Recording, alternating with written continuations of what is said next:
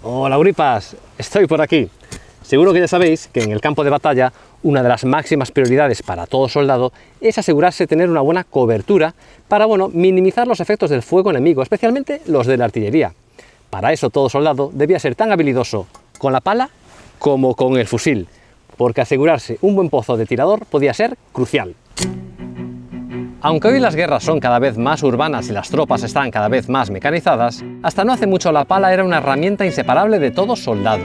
No solo se utilizaba para cavar posiciones defensivas, sino que además servía para rellenar sacos terreros e incluso en situaciones extremas podía usarse como arma en combates cuerpo a cuerpo. También la pala funcionaba como una herramienta multiusos, por ejemplo para cortar maleza o como martillo para clavar estacas. En resumen, un elemento indispensable en el frente de batalla. Durante la Segunda Guerra Mundial, el ejército estadounidense contó con dos palas, la M1910 y la M1943. Técnicamente el nombre para ambas era Shovel Entrenching Tool, que traducido es pala, herramienta de atrincheramiento, que solía abreviarse como E-Tool. Aunque curiosamente, que algún filólogo me corrija, en la época no se decía tanto entrenching como intrenching. Bueno, pues voy a empezar por el modelo más antiguo, la pala M1910, conocida como T-Shovel o T-Handle debido a la forma en T de su mango, que recuerda, como veis, a esa letra. El mango está fabricado en madera, reforzado con piezas metálicas, y todo el conjunto está pintado en verde oliva por motivos de camuflaje.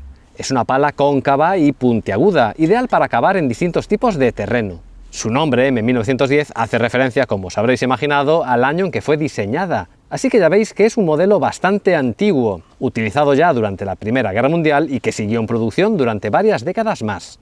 De hecho, este ejemplar, aunque se trata de una réplica, viene marcada como si fuera una original. Aquí lo tenéis, 1942 y el fabricante SEMS. Y para facilitar su transporte, la pala venía acompañada de una funda elaborada en loneta de algodón en color OD3, las siglas en inglés para Olive Drab, verde oliva número 3. Que es este caqui característico de muchas piezas del equipo estadounidense. Al igual que la pala, la funda también lleva sellos del fabricante y año de producción. Que sepáis que existieron numerosas compañías encargadas de producir estas fundas, por lo que podéis encontrar variaciones en los sellos. Lo que siempre está presente en la parte frontal es el omnipresente marcaje US de propiedad del Ejército de los Estados Unidos. Estas letras pueden aparecer tanto con líneas rectas como en versión con serifa, que es el caso de esta reproducción de la funda. Como veis, se cierra con una correa y cuenta con el famoso sistema de doble gancho estadounidense por la parte trasera. Esto permite anclar la pala al equipo de combate. Por ejemplo, a la mochila Haversack 1928, que cuenta con unos ojales reservados para la pala en la parte superior, al igual que en el famoso chaleco de asalto. Y en situaciones en las que el soldado fuese más ligero, podía llevarse directamente sujeta al ceñidor, generalmente lo veréis en el lado izquierdo. A los paracaidistas no les quedaba otra que llevarlo en el ceñidor, ya que su equipo presentaba ciertas limitaciones, pues tanto la mochila Muset como el paracaídas no eran compatibles con la pala a la espalda. Pues una vez con la Segunda Guerra Mundial ya en curso y tras más de 3 décadas de servicio, se hizo evidente que era necesario adoptar una nueva pala de combate. Esto llevó a la introducción de la pala M43, oficialmente Shovel Entrenching M1943. Su diseño estaba claramente influido por la pala plegable alemana modelo 1938, de la que los estadounidenses quedaron tan impresionados que no dudaron en adoptar un diseño similar, por no decir copiar. Pues la pala M43 fue adoptada oficialmente en agosto de 1943, pero no fue distribuida masivamente hasta avanzado 1944, y empiezan a verse ejemplares de esta pala durante el desembarco de Normandía, y su producción se extendió hasta 1945.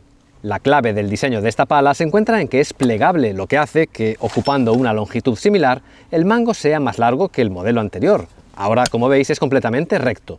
Pero además de ser más práctica de transportar que la M1910, al poder ajustar el ángulo de la pala ofrece la posibilidad de extenderse completamente para funcionar como una pala normal, o a 90 grados se convierte en una azada.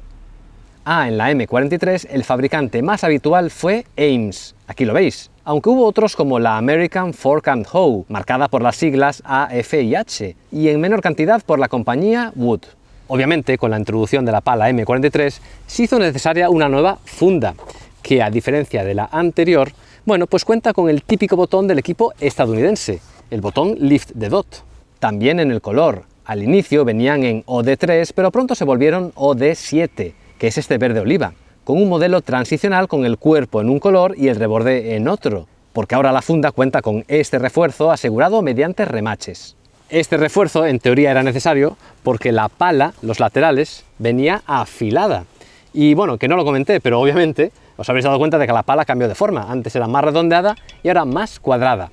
Y además, con este tipo de funda también cambió la forma de extraerla, porque ahora es hacia arriba, lo cual me parece que es mucho más práctico.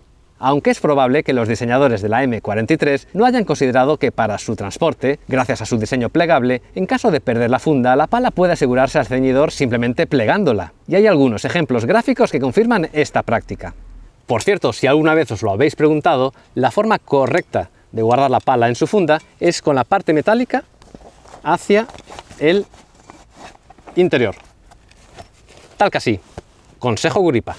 Pues para terminar con el tema de la funda, deciros que a lo largo de su producción pasó por varias versiones. En los modelos de 1943, el gancho para el ceñidor estaba ubicado en la parte superior, pero en 1944 se introdujo la opción de ajustar los ganchos a distintas alturas, algo que ya se había experimentado en la funda del modelo M1910. Resulta que en el caso de las tropas de montaña, la pala interfería en actividades como la escalada o el esquí. Para estos soldados se les proporcionó una funda adaptada con los ganchos colocados en la parte inferior, lo que permitía posicionar la pala más arriba. Si no, una solución improvisada y bastante extendida ante la tropa era acortar el mango de la pala. Este ajuste no solo ahorraba espacio, sino que también reducía su peso, aunque me pregunto si con este recorte no perdería algo de eficacia.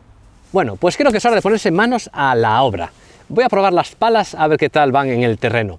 Aunque debo admitir que igual no soy el más indicado para hacer una demostración práctica, profesional, porque creo que mi última experiencia con las palas debió de ser construyendo castillos de arena en la playa. Pues empiezo por la 1910, que esta es una réplica. La otra sí que es original. Esta me la ha prestado mi compañero de recreación Rubén, así que Rubén, un saludo. Nada, vamos a probar. No tengo claro si la forma redondeada de la pala es mejor o peor para excavar. Lo que sí, yo creo que para tirar la tierra, esta pala la verdad es que va muy bien. Bueno, incluso sí para atacar, pues la veo, bueno, me gusta. Pensé que iba a ser un poco más incómoda porque el mango no es muy largo, pero bueno, funciona bien. Parece que aquí hay algo. ¿Qué es esto? Ya llegó, ya está aquí la membresía del canal, las membresías de YouTube. Esta suscripción mensual es una nueva manera de apoyar el crecimiento de Tropa Guripa y al mismo tiempo de formar parte activa del canal. Al final de cada vídeo tu nombre aparecerá en los créditos en lo que llamaré el cuadro de honor. Y no te preocupes si ahora mismo no puedes aportar, el canal seguirá funcionando como siempre, seguiré subiendo igualmente el contenido. Simplemente esta es una forma, bueno, pues de ayudarme a crecer más y de formar parte de esta comunidad. Si quieres saber más, tienes el botón de unirse justo debajo de este vídeo. Bueno, pues nada, lo dejamos por aquí y ahora voy a aprovechar para cambiar a la pala a la M43.